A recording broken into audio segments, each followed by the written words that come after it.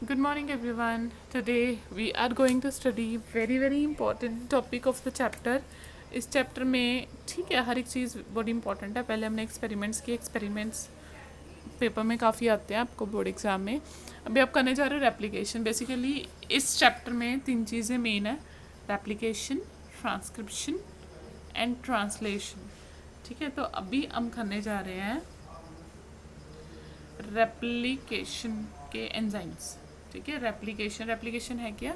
एक डीएनए से आगे दो डीएनए बनने, डीएनए की मल्टीप्लिकेशन को हम रेप्लिकेशन बोलते हैं. तो कौन से एंजाइम्स रिक्वायर्ड हैं? ठीक है, ये एंजाइम्स कॉपी पेन खोल के रखिए. कॉपी पेन के बिना गुजारा नहीं है. ठीक है, कुछ चीज़ें कुछ ऐड ऑन करनी होती है, मैं बोल देती हूँ, वो आपको लिखनी होती है. ठीक है, जैसे आप क्लास में बैठे हो वैसे करना है. ठीक है, now this is a class which is going on, right. So copy pen खोल के साथ साथ लिखने. एंजाइम्स बड़े इंपॉर्टेंट हैं जी. ये एंजाइम्स याद होंगे, फिर ही आगे रेप्लिकेशन प्रोसीजर आपको कल कराऊंगी, वो आपको पता चलेगा, अदरवाइज वो पता नहीं चलेगा.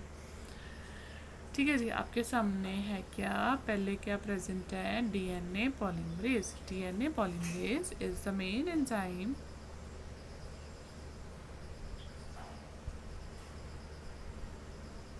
ठीक है. हम देखो डीएनए पॉलीमरेज कर क्या रहा है? The major thing, DNA polymerase एक डीएनए से दो डीएनए जो दूसरा न्यू स्टैंड बनना है वो किसकी हेल्प से बनेगा? डीएनए पॉलीमरेज की हेल्प से बनेगा. न्यू स्टैंड डीएनए पॉलीमरेज ही बनाएगा.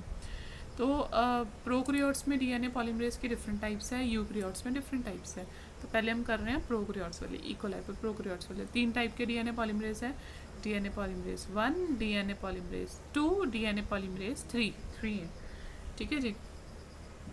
देखो मेजरली जो मेजर डीएनए रेप्लिकेशन के लिए एंजाइम रिस्पॉन्सिबल है वो कौन सा है?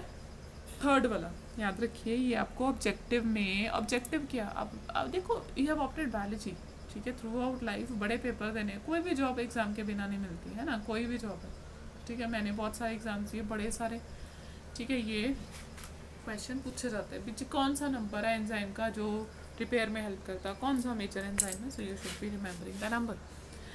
ठीक है, डीएनए थर्ड है जो मेजर रेप्लिकेशन एंजाइम है. मेजर रेप्लिकेशन में वो हेल्प करता है और चेन इलॉन्गेशन करता है. याद रखिए, थर्ड वाला मेजर है. फर्स्ट वाला क्या कर रहा है? रिपेयर कर रहा है डीएनए और participate in DNA synthesis of one stand. एक ही स्टैंड को बनाने में हेल्प कर रहा है. ठीक है, कौन सी कैसे आगे आपको प्रोसीजर में क्लैरिटी होगी इसकी. डीएनए रिपेयर में हेल्प कर रहा है. ठीक है, जो डीएनए पॉलीमरेज 2 है उसका रोल सिर्फ क्या है? डीएनए रिपेयर में. उसका सोली ही is responsible for repairing. One वाला रिपेयरिंग भी करेगा और एक स्टैंड भी बनाएगा. You will come to know. Synthesis of new strand is always, ये मुझे याद है, पता नहीं कौन सा एग्जाम मैंने दिया था तब सीधा ये क्वेश्चन था.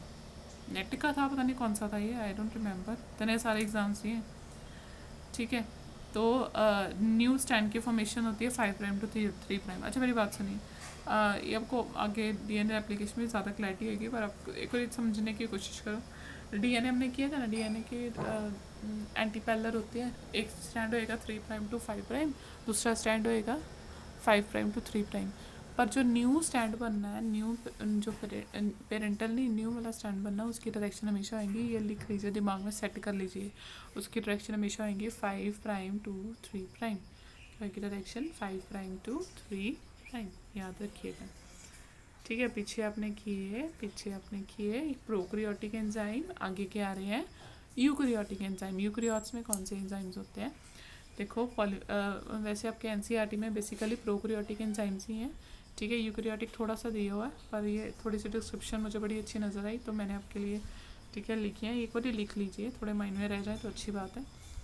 ठीक है, 5 types of DNA polymerase are there in eukaryotes. क्या? Polymerase alpha, polymerase beta, polymerase gamma, polymerase delta, polymerase epsilon. ठीक है, पॉलीमरेज अल्फा क्या कर रहा है? Nuclear DNA replication, no proofreading. ठीक है, प्रूफ रीडिंग होती है कि ठीक है एक और DNA polymerase DNA new stand बन गया ना, उसकी दोबारा चेक करते हैं. ठीक है, ठीक लगा कि नहीं ठीक लगा, ठीक लगा कि नहीं ठीक लगा.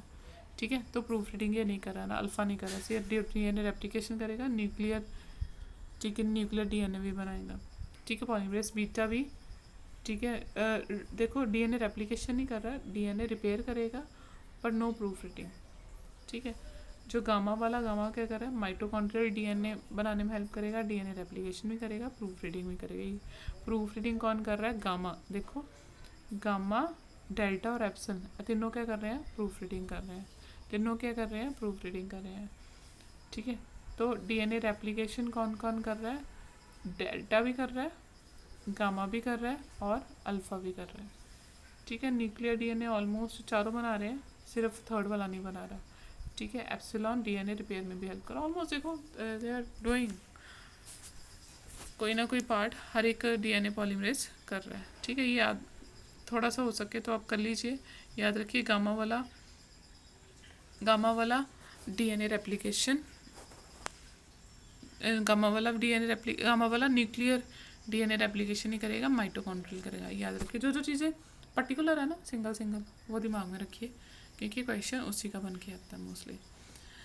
आगे आ रहा है जी डीएनए पॉलीमरेज। कौन सा एंजाइम आ रहा है, कौन सा एंजाइम आ रहा है, हेलिकेज। हम देखो हेलिकेज क्यों, हम देखो DNA is a very coiled structure, बड़ा कॉइल्ड, जैसे मैंने कल आपको कराया ना हिस्टोन्स प्रोटीन्स का कराया, ऐसे जैसे रील के ऊपर धागा लपेटी जा रहा है बड़ा टाइटली, एक छोटे से सेल में 2 मीटर डीएनए, मतलब उसकी बड़ी सारी कॉइलिंग हुई होगी। तो अब डीएनए से न्यू डीएनए बनना है, ठीक है, तो उसको खोलना पड़ेगा ना, हेलिकल स्ट्रक्चर को ब्रेक करना पड़ेगा, खोलना पड़ेगा। तो उसके लिए ब्रेक नहीं करना, खोलना पड़ेगा। ठीक है, ब्रेक करके डीएनए पे ब्रेक हो जाएगा, सिर्फ खोलते हैं उसे। कौन खोलेगा, हेलिकेज एंजाइम। कौन खोलेगा, helicase enzyme. So it unwinds the DNA strand and separates two strands from one point from the formation of replication fork. replication fork आगे आपको पता चलेगा, replication में कराऊंगी, फोक बन जाता है, खुलता डीएनए, जब खुलता ना फोक बनाता, फोक टाइप। ठीक है, कौन खोलता है डीएनए हेलिक्स को, बड़ा टाइट हेलिक्स को कौन खोलता है, हेलिकेज एंजाइम। अब देखो, आप करके देखो, कोई चीज़ बड़ी टाइटली कॉइल्ड है, कोई रबर है ना, अब उसको खोल लो, वो दोबारा अपनी पोजीशन पे वापस आ जाएगा ना, आएगा ना जब आप छोड़ोगे।